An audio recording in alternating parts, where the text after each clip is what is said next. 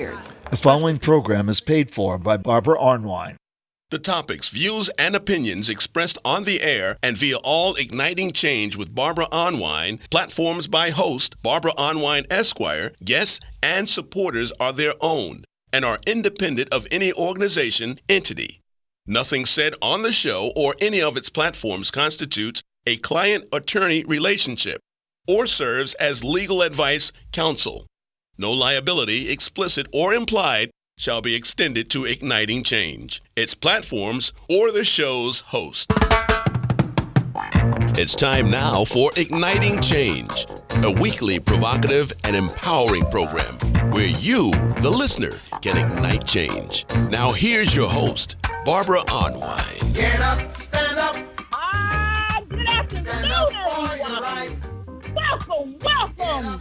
It's New Year's. Welcome 2025 to Igniting Change. Do you know the Igniting Change turns 10 years old this year in March? Wow, we are so excited. What a day, what a year to come, and that's what we're going to talk about. Last show, we did all the retrospection, talking about 2024, what we went through. Well, this show, we're talking about what's coming up in 2025 and how do we get ready and how do we fight for it? How do we do the important work to guarantee that this country becomes a whole lot better than it is right now? Oh, we got some talking to do, but you know, before we can get into the show, I got to bring up my mighty co-host. He is one of the nation's most brilliant attorneys, one of the nation's boldest racial justice strategists, one of the nation's most innovative but hard-fighting person I know. He is my co-host. He is the chair of the board of the Transformative Justice Coalition. I'm talking about none other than Daryl D. Jones, Esquire. Hey, Daryl. Hey, Barbara, it must be Tuesday, must be noon Eastern Standard Time, because we're talking about igniting change. Barbara, what an incredible week it has been since our last broadcast last Tuesday. Yeah. You know, there's been just so much that has happened nationally, and just, you know, the impact. And you know, Barbara, I know that, you know, our thoughts and our prayers and our hearts are out to the residents that are in New Orleans, for those families that were impacted by what happened in New Orleans, Louisiana, as well as Las Vegas, Barbara. Absolutely, and I want everyone to know that Transformative Justice Coalition sends our hearts out to all those families, those beautiful young people, so many of them just young people, people of all races, all genders, who were slain by the terrorists in New Orleans. We want people to know that we absolutely hope and will be doing everything in our power to address the hate that drives so many people in this country, to fight against that hate, to make sure that we are able to stand up and to do the mighty work that everybody needs done in this country. So everyone, if you have, with Daryl, when this happened, I have family in New Orleans. So the first thing I did was call my family. What was the question, everybody? You know what the question was. Are you safe? And how do we all be safe in 2025? And let's also talk about the racism, Daryl. I've been looking at these racist cartoons where they're showing, a black man in a vehicle running over white people. That's how racist people will go. Because we know that there were black, beautiful black people slain, beautiful people that were Latino, beautiful people that were white, all who were slain. But they reduced this yet again to a racial hatred meme. We will fight that, folks. We will not allow this. And we also don't want people to miss the fact that the car bomber, who is being, somehow elevated as a hero, because of his mental illness from serving this country. They both served the country. There's something obviously wrong with how we treat our people in the military. and how we quote rehabilitate people. But I want to point out that this man also wrote about very savage evil that he wanted the militias. The militias are the people who have guns and want to and have very hard right views, and how he wanted to have the militias come and purge Washington, D.C. of Democrats. Purge. Come on, folks. You can't tolerate hate in any form. You can't say one form is better than the other. They're all bad. He also is a villain, too, in his own way. And Daryl, let's also start this year on a positive note, too, everybody. Did you watch? Before you do that, Barbara, I certainly want to start it on that positive note. Yeah. But I want to be certain that, we not draw a distinction between the two terroristic activities that we saw happen. Exactly. Both acts were acts of terrorists and terroristic in nature. And it's unfortunate that they happened at all. But we want to be certain because the media likes to control the narrative.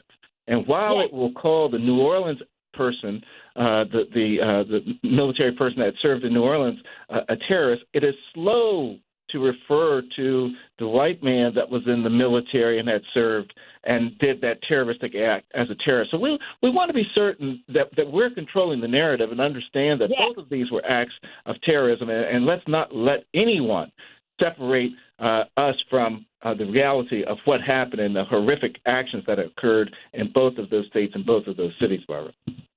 Oh, thank you for driving it home, Daryl. Thank you so much. I mean, very, very powerful reminder to all of us. And on the positive side, how many of you watched VP Harris last night? Kamala Harris.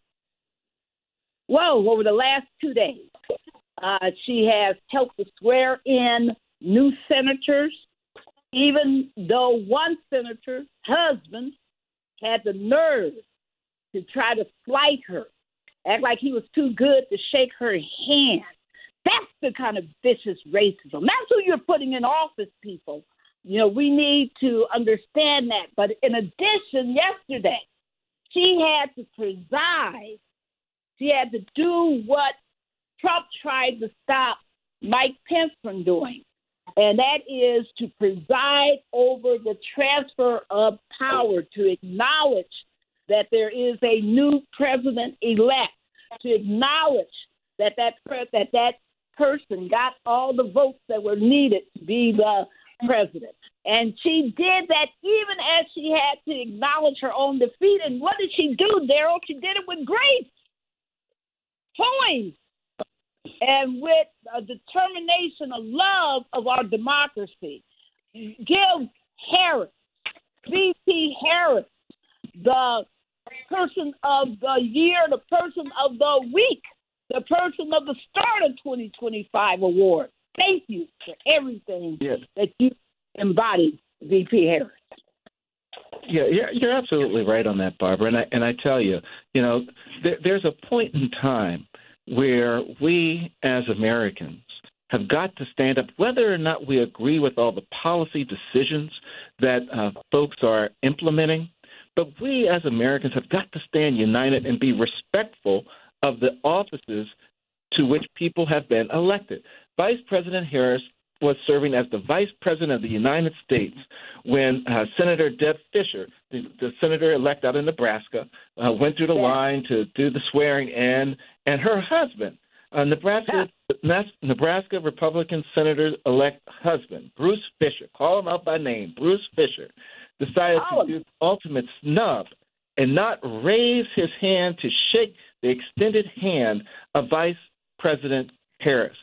Barbara, there's got to be, and to add insult to the injury, Senator Debbie Fisher did not apologize nor acknowledge what her husband did and the disrespectful nature of what happened. Barbara, we've got to be better than that, and we're going to be talking about 2025. And the question is that the appetizer for the meal that's about to come? Because it certainly has that feeling, Barbara. Woo! And wait a minute, Daryl. I mean, and not only did he stub the handshake people, it wasn't because he was nervous or anything. He was resolute. He knew what he was doing. He also, when they took the picture, made sure to put a huge social distance, COVID distance between himself and her. It was, and the vice president. It was all disrespectful, hateful, racist to the core.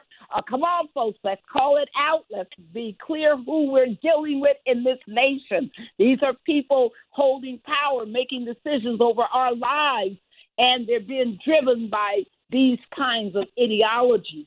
Oh, we got a lot to talk about, and we got a lineup to come on. I know they're chomping at the bit. Said, let me in so I can talk about what's going on in this nation right now and what we can expect in 2025. We're so grateful to all our guests when they come on and take their precious time and give it to us, and so that you can hear their voices and their perspectives. I'm talking about the first person I want to introduce is none other than the secretary of the board of the Transformative Justice Coalition, and also the former president of the National Organization for Women, one of our leading thinkers, voices, co-hosts, have been her own podcaster. She has so much to say. We love having her on. I'm talking about none other than the mighty Terry O'Neill. Hey, Terry. Hey, Barbara. Hey, Daryl. It's really great to hear your voices. So happy New Year to you, and we're just so grateful for all the leadership you provide. Being an attorney is hard in these times because there's so much wrong with what people are trying to do to manipulate, control, and distort the law. But we are so grateful to you because you always bring the needed hard leadership. Thank you so much. I also want to introduce another one of our guests. He is, and Daryl, do you want to introduce him? Because he was your buddy hanging out with you in Atlanta at our national in the election. Go on, bring it up. Bring him up. Look, Barbie, I wasn't hanging out with Professor Quarles. He wasn't hanging out with me. I was hanging out with him. I was just trying to hold on to his ankles and not be thrown by all the policy and all the information and research that he was doing as we were doing the headquarters down in Atlanta for the election. Folks, it's my pleasure, our pleasure, to welcome back to Igniting Change Professor Ernest Quarles, a professor at Johns Hopkins University and a board member of the African American Policy Forum. Professor Quarles, welcome back. Thank you so much, Daryl and Barbara. This is the space and the place to be in. So I'm delighted to be here with you today. You are wonderful. Just thank you for everything you do, Ernie, for all of your dedication, all your commitment. I don't know, Daryl, if Andreas has joined us yet. Andreas. Oh, Elisa is on. Oh, I didn't know Louis was able to make it. Louis, we are so glad that you are with us. Everybody, you're talking to one of the nation's premier, one of the most knowledgeable people in this world when it comes to issues of national disasters, issue of national preparedness, issues of global climate change, global preparedness. He has served in a prominent role as part of NATO's permanent representative to the to NATO. He has lived abroad, serving this country, and has been in several critical positions of advising governors and the states and other leaders of the state of Massachusetts. He is my brother, my wonderful, amazing friend, Louis Elisa. Welcome, Louis. Thank you, Counselor. Thank you, Daryl. Welcome to you guys, and Happy New Year.